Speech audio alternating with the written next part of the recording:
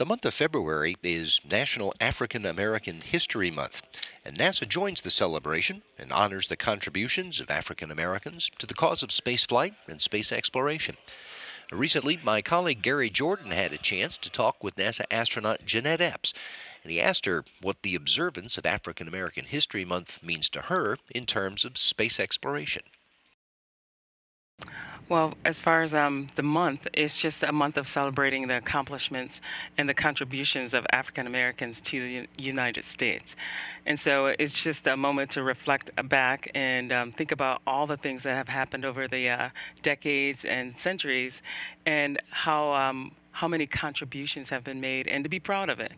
And hopefully other people will look at it and say, yeah, we're proud of what the contributions all the different cultures in the United States have contributed to making it a great place to live. Honestly, and that's what makes the International Space Station so great too. It's I a concur. combination of cultures and diverse thoughts. Yes. So tell us a little bit about you. How'd you end up here? Well, I was one of those kids who never thought I'd be selected to be an astronaut, but I did want to become an aerospace engineer. So when that little seed was planted in my brain when I was 9 years old, it stuck with me. So through the years, I went to school, undergraduate for physics, and then on to graduate school for aerospace engineering. And to kind of further my knowledge of engineering and to apply it to different places, I went to the Ford Motor Company.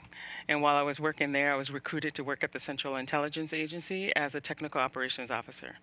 And while I was working there, some of the operational things that I was doing, as well as the very technical scientific things, kind of made me think, well, maybe it's time to apply to the astronaut corps.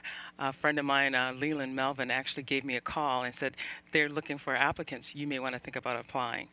And so I did, and lo and behold, here I am. In 2009, I was selected, and it's been 6.5 years here, 6.5 great years of a lot of training and a lot of good stuff. Less than 2 weeks ago, I returned from language immersion, and that was 5 weeks in Moscow, living in a hotel, doing classes, and fending for myself in Russian. And that was a great experience. I would love to do it again. It's just time is of the essence. It was an amazing thing to do, and to have the time set aside to actually go and learn a language, priceless. Because as we get older and older, work takes over, and you don't have the time. But this is my job, so it's kind of cool thing to have done.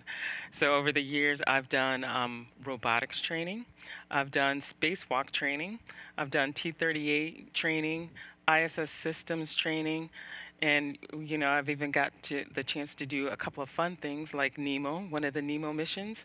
That was a great deal of fun. Spent 9 days underwater. I even had the chance to do geology training in Hawaii. So tell us about the impacts of space exploration, where you see it going in the coming years. Well, I think, since we've done a lot of work in low Earth orbit, and I think there's a huge push amongst enthusiasts to go to Mars.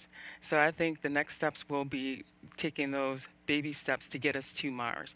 They're not baby steps, but because we've done a lot of work in low Earth orbit, what's the next thing? We have to develop systems, um, radiation protection systems, even waste management systems to get us all the way to Mars and to sustain us in Mars. Do we want to take that much logistics with us just to get to Mars? So in the meantime, we want to develop the propulsion systems and other things like that that'll help get us there faster, logistics there faster, just tons of different things we have to do in the meantime. But a lot of the research that we're doing right now on the ISS lends to that. So with the 1 year mission with Scott Kelly, we're learning a ton of things about the human body and how we can sustain life without gravity, our bones, our muscles, even down to the cellular level. So there's a lot of things that we're learning now that will all be applied to space exploration. And because there's a lot of enthusiasts out there, and STEM is a big part of this whole thing. We're pushing the boundaries, and there's a lot of people getting involved in STEM because of the space program. So we're pushing the boundaries to get us out to Mars and beyond. So there's a lot of great things happening now. And we are working every day towards the goal of getting to Mars. the Mars mission, we are hoping to get there in the 2030s, and that means that kids in school right now may be selected to be astronauts, to be the first person to put their boot print on Mars. So tell us a little bit about what kids should be studying right now in order to be an astronaut in the future for Mars. Well, I think developing an analytical brain and developing the thought process, you have to take science in school, mathematics as well. And these classes, even though they're tough, doesn't mean that you don't try them. Anything that you don't know is hard. So once you learn it, it becomes a lot easier. So just getting into any kind of physics, biology, chemistry class, and even any mathematics class makes you a better thinker. Even learning a language helps you to become a better thinker. So getting involved in these classes that are have in the past students have thought, oh, they're so hard, I'm not going to take those classes. And getting over this fear of something that's hard and not wanting to learn it is a big thing. So I think once you learn something, you realize it's not as hard as you thought. But taking the time to learn it, that's all it is. Putting the time in to learn these tough classes, to move the United States and the world beyond low Earth orbit to get us to Mars. So take those tough classes, do the tough thing, and don't be afraid to take a challenge. An excellent piece of advice, and having that diverse skill set is something that we need here at NASA. Dr. Jeanette Epps, thank you for being with us today. It's been an absolute pleasure. Dr. Jeanette Epps of the United States Astronaut Corps.